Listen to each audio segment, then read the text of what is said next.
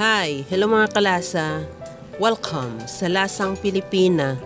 Ngayong araw mga kalasa ay magluluto tayo ng manok. Simple lang ang sangkap pero talaga namang panalo sa sarap.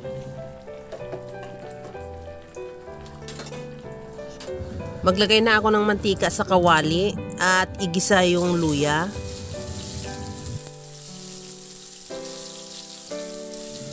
Ilagay ko na rin yung bawang.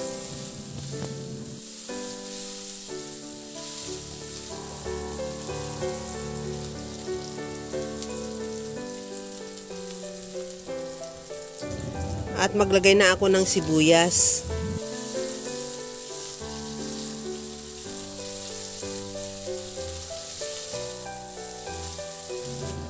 Ilagay ko na rin yung kamatis.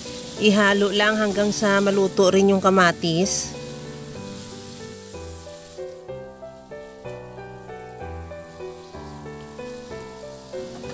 Magtimpla na rin ako ng asin at paminta.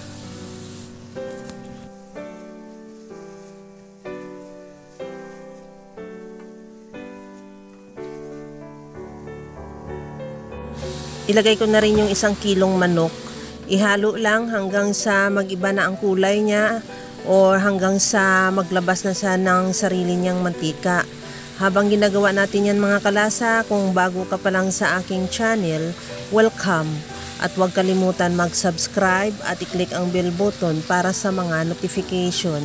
At kung dati ka pa, welcome back at i-follow mo na rin ako sa aking Facebook page Lasang Pilipina.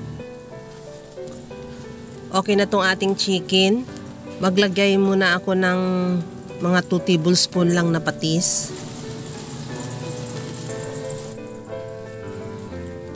Ihalo lang ng bahagya at maglagay na tayo ng tubig.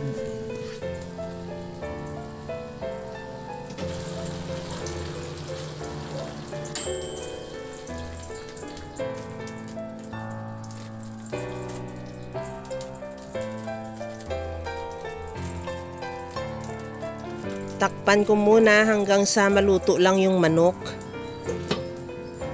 Pagkaluto ng manok, maglagay na ako ng sayote.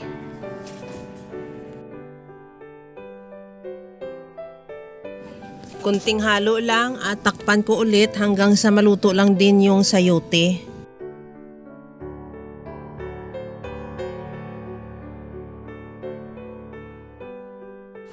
At ilagay ko na yung sitaw.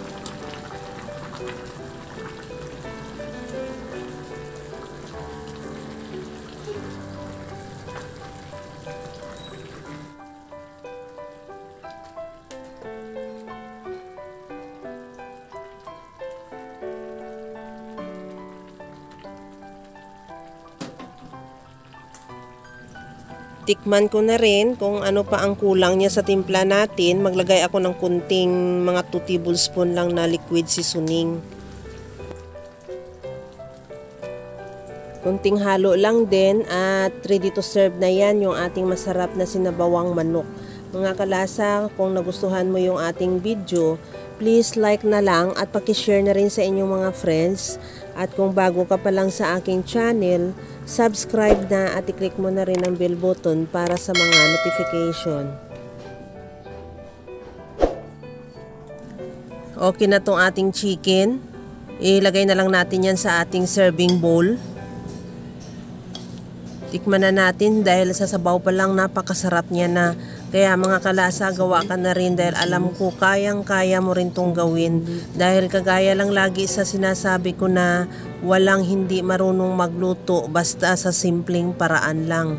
Hanggang sa muli mga kalasa, thank you for watching. Bye-bye!